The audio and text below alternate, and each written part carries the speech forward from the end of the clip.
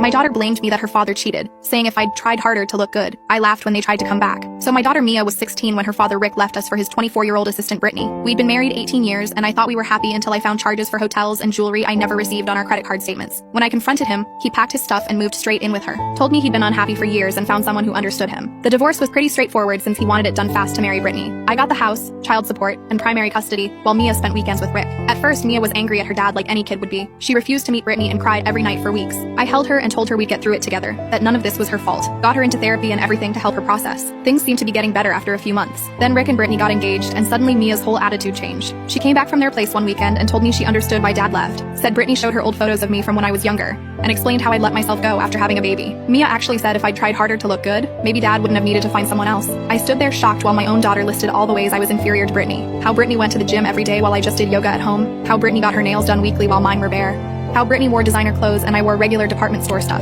The worst part was when Mia said Brittany offered to help give me a makeover so maybe I could find someone new too, like I was some charity case. After that, every time Mia came home she'd have new criticisms. Brittany said my hair would look better blonde. Brittany thought I should try intermittent fasting. Brittany suggested I get Botox for my wrinkles. My 17-year-old daughter was parroting this woman's insults and acting like it was helpful advice. When I told Mia to stop, she accused me of being jealous and bitter. Said that's probably why dad left too, because I was so negative. Then Mia announced she wanted to live with Rick and Brittany full-time. Said their house was nicer and Brittany was teaching her about fashion and beauty. Mentioned how Brittany was going to get her into modeling since she had the right look. Unlike me, who passed down bad genes, Rick supported this idea and filed for custody modification. That's when I decided to show Mia exactly who broke our family. First, I hired a private investigator to look into when Rick and Brittany really started their relationship. Turns out they'd been together for 3 years, not the 6 months Rick claimed. Had receipts from trips they took while I was home with Mia during her school events. The investigator also found Brittany's previous engagement that ended when she had an affair with her boss who was also married. Gave all this to my lawyer who used it to deny the custody change and actually reduce Rick's visitation for lying to the court. Next, I reached out to Rick's company's HR department as a concerned ex-wife. Mentioned I was worried about the power dynamics of their relationship starting when she was his assistant, and how it might look for the company. They launched an investigation